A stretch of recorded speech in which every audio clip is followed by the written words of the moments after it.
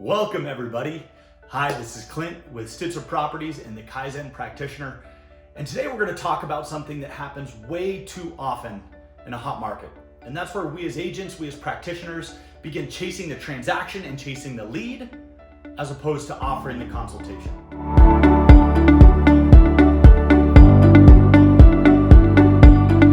Okay, so today I'm going to share a story about one of our agents in our office, and mind you, I'm going to make up the names to keep people's privacy.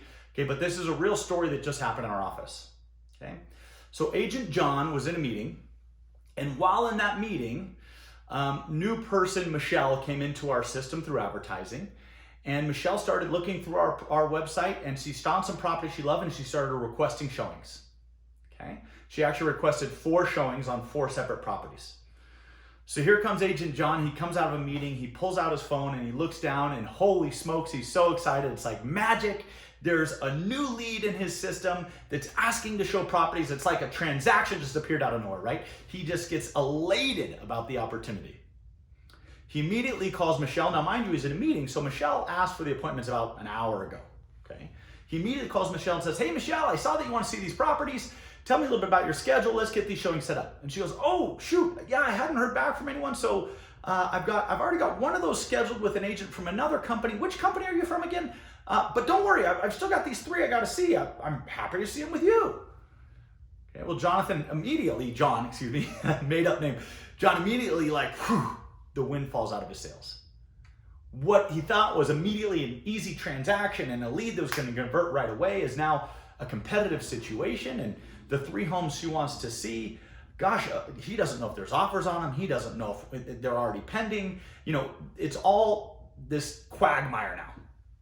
So John says, "Hey, Michelle, I'll tell you what, let me do a little research on these 3 properties, find out their availability, kind of get schedules, and I'll call you back. Sound fair?" She says, "Okay, great."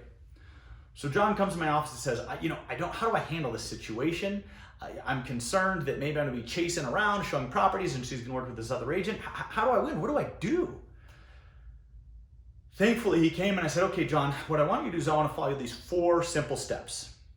Call her back and just follow these 4 steps in the conversation, okay?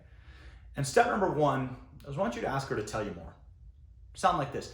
"Hey, Michelle, I saw that you like these 3 properties, these 4 properties. Can you tell me more about what caught your interest in those ones? What about these properties has you really excited?" Of course, you're gonna get feedback. Step number 2, John, is I want you to say, why are those things making you excited? What is happening in your life right now that those things are important to you? Okay. Step 1, tell me more. What's caught your interest? Step 2, tell me why. What are the reasons in your life that's making that of interest to you? Now, step number 3, a lot of agents struggle with, is when you ask very simply, "Hey, Michelle, if we find the home that you love, if we go out and see these 3 homes and you love one of them, are you ready to write an offer today? Are you ready to jump on it and get it?" Now, naturally, John's response is like, "Geez, Clint, that's so forward. I haven't even met this woman yet. She's showing with another agent. What if she feels like I'm being really malicious and saying I don't want to work with you if you're not pre-approved?" And all these different fears came into his head. I said, "John, look at it this way." And everyone, you've got to deliver it in your own voice. But the way that I like to say it is this. "Hey, Michelle, as an agent, not only is my job to help you find the property you love, but my job is to make sure that I help you do what it takes to be in a position to get that property when you find it. So with that being said, what can I help you achieve to make sure that when we find it, you're ready to go?" That's simple. Do you think with that tone and that voice that someone's going to feel like, "I don't care about you unless you're pre-approved," or "I don't care about you unless you're ready to go"? No, it's a consultative approach. Like, not only am I going to help you find what you love, but I'll make sure you're ready, because if you find what you love and you can't have it because I didn't tell you what you needed to do, then holy smokes, you're not going to like me. All right? So that's step number 3. It's one of the most important steps, because step number 4 is based on the answer to step number 3. Hey, look, if step number 3, like, "Look, I've bought 67 properties cash. I know what I'm doing. I just need you to open the door, and I'm happily going to write an offer with you." Fantastic. Here we go. Okay, but what most people are going to say is, "Oh, yeah, I still need to talk to a lender." They're going to expose the things that need to happen in their life to be ready. Okay? So if that's the case, step number 4 is I want you to say, "Fantastic. I'm happy to have gotten that fleshed out. Here's what I'd like to do. I'd like to offer you an appointment where I come to your home, or we meet at coffee, or whatever it is, And we really learn about what's driving you to make this move, and we find about all the factors in your life that exist in order for you to be ready. And then we put together a firm plan to make sure that you're ready to get there, and then I help you all the way along the way. Does that sound fair? So step number 4, we're offering an appointment. No, we're not gonna go race around and show showings. We're offering an appointment to create a firm plan to help that person get where they want to go. Okay? So those were the 4 steps I gave John. I was really excited because John went and made the call. He came back like a half hour later and goes, "You would not believe it, it worked." Really? Tell me what happened. Oh my gosh, I talked to Michelle. I found out that Michelle actually, she needs to list her home. She needs to sell it. She's got another kid coming. They want to buy. Oh my gosh. Oh, and by the way, she canceled the showing with the other agent. She's waiting until her husband gets home, and we're meeting on Monday. All right?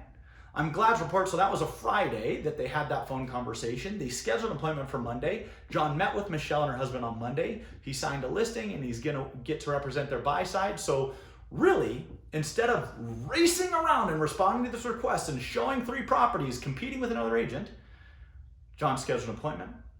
He went and had a consultative situation or experience with the people, helped them get to their bottom line, establish a clear plan, and now there's going to be almost $700,000 in business with Michelle and John. Okay? But really what you got to do is you got to break the mindset of being transactional, and you've got to step into offering consultations. That's the call to action. Okay?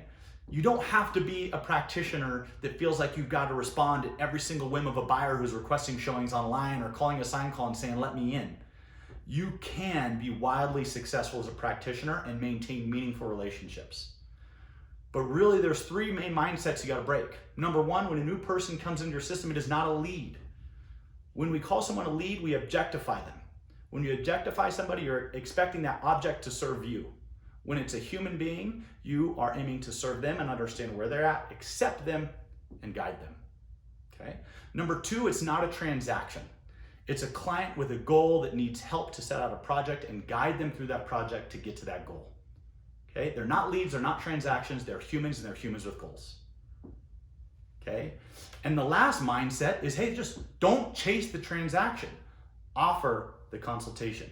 I think what you'll find is the clients who really just treat you transactionally will go away, and the clients who appreciate your consultative nature will attract to you.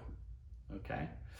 So that's the story for today. Here's what to avoid in a hot market is just getting transactional. Stay the process, stay the course, be a consultant, have meaningful relationships. Again, my name is Clint with Stitzer Properties and the Kaizen Real Estate Agent. If you have any questions, comments, love to have a dialogue with you. Give me a call, shoot me an email. Thanks for watching.